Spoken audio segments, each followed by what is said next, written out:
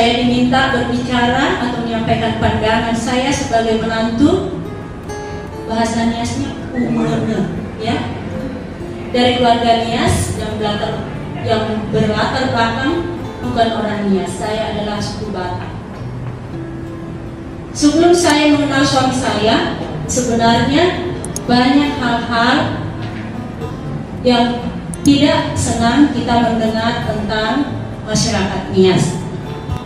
Sebenarnya tentang kebiasaan atau budaya, sewaktu saya masih sekolah, sewaktu saya masih kuliah, tidak begitu saya ingin tahu lebih dalam, karena waktu kuliah itu saya terlalu difokuskan ayah saya sama ibu saya itu hanya belajar dan belajar. Kebetulan saya itu butuh buku katanya. Jadi saya tidak begitu tahu tentang adat istiadat, sekalipun itu adat istiadat orang Batak. Ya, bukan berarti saya nggak peduli tentunya, tetapi waktu itu pemikiran saya larut saya di dalam belajar terus dan belajar terus.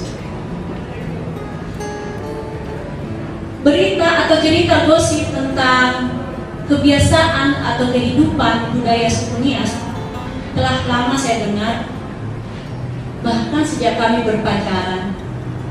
Saya sama suami saya berpacaran sewaktu kami kuliah di Fakultas Hukum Universitas Sumatera Utara, USU, pada bulannya. Saya tertarik karena dia sangat ganteng, ya, baik, ya, ganteng, baik, promosi ini sekalian. Ya.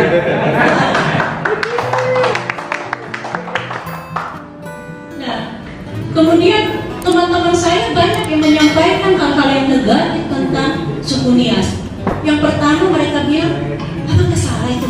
Hah? Aduh kamu kenapa? Aduh itu pintarnya, kamu kenapa mau sama orang Nias? Tidak hanya dari teman-teman, bahkan dari keluarga saya sendiri, di mana ayah saya sama ibu saya sampai jatuh sakit hampir 2 bulan. Ya, dia bilang apa nggak ada nak selain itu, kamu apa nggak tahu mereka itu begini-begini. Ya, tapi namanya jodoh, Tuhan sudah memilih yang terbaik untuk saya. Ya, dan kemudian juga setelah kami menikah, masih ada anggota keluarga yang menanyakan hal-hal yang negatif terhadap suku Nias kepada saya, termasuk isu yang di Facebook itu katanya kalau misalnya nanti kalau kamu nikah sama dia, nanti yang tidur itu duluan adalah mertua. Dan saya sadis banget ini. Waktu itu sama sekali saya tidak ada curiga atau sejenisnya. Kenapa? Karena selama berpacaran saya lihat perilaku suami saya ini sangat baik, jadi tidak ada hal-hal yang perlu saya harus khawatirkan. Baik, setelah menikah juga saya dan suami saya sempat tinggal di rumah mertua, ya, beberapa bulan, tidak lama sih ya. Mertua saya itu adalah seorang pendeta yang juga aktif dalam kegiatan-kegiatan masyarakat Nias di Medan. Kenapa kami tinggal di rumah mertua? Tujuan kami waktu itu adalah untuk menyesuaikan diri dulu dengan kehidupan keluarga suami saya, ya, agar saya juga dapat mempelajari hal-hal yang menjadi kebiasaan hidup di dalam keluarga suami saya, ya, di tengah masyarakat dan tentu di tengah jemaat gereja juga.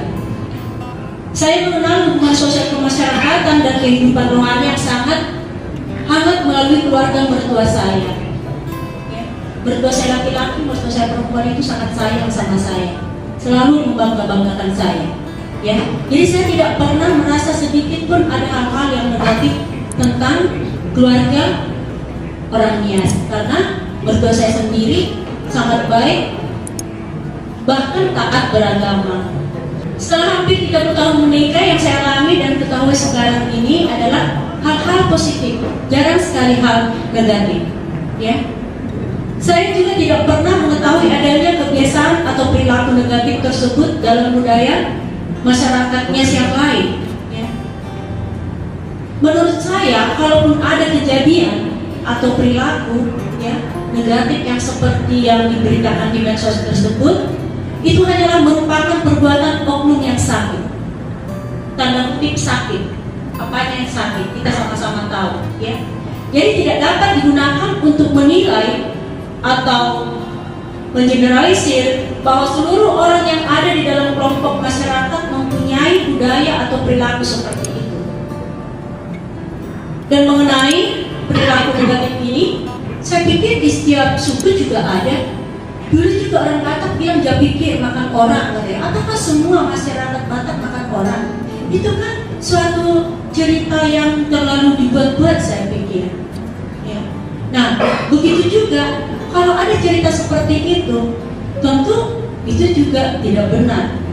Kalaupun ada, saya pikir itu adalah oknum orang yang tanda kutip sakit tadi. Kenapa saya tidak perlu takut untuk adanya isu-isu seperti itu?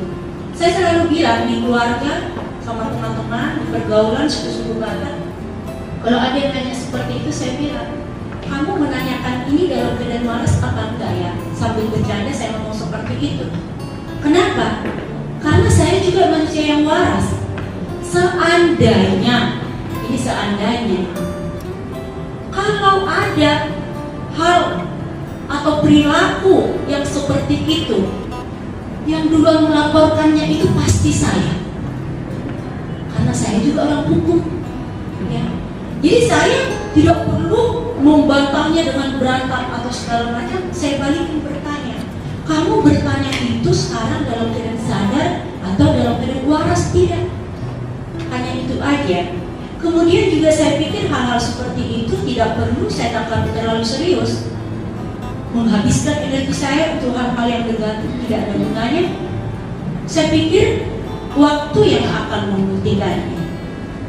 Apa buktinya bahwa waktu yang akan membuktikannya? Kalau memang ada hal-hal seperti itu, tidak bisa saya dengan happy di dalam keluarga Mias itu sendiri. Bagaimana saya bilang saya tidak bahagia? Buktinya, saya bisa sampai menempuh pendidikan yang cukup tinggi, itu tentu dukungan dari keluarga suami saya. Kalau tidak ada dukungan, mungkin saya tidak bisa seperti ini. Itu hal yang perlu saya syukuri. Kami juga dikaruniai Tuhan anak-anak yang sangat baik. Selain cerdas, baik lagi. Itu menunjukkan suatu bukti bahwa di dalam kehidupan masyarakatnya itu sebenarnya tuduhan-tuduhan seperti itu sama sekali tidak benar. Ya, saya di sini sebenarnya bukan khusus untuk mengklarifikasi benar atau tidak, tetapi ini perlu kita bahas, disampaikan sehingga orang-orang yang akan menyampaikan pendapat di kemudian hari bisa lebih berhati-hati karena dapat melukai orang lain.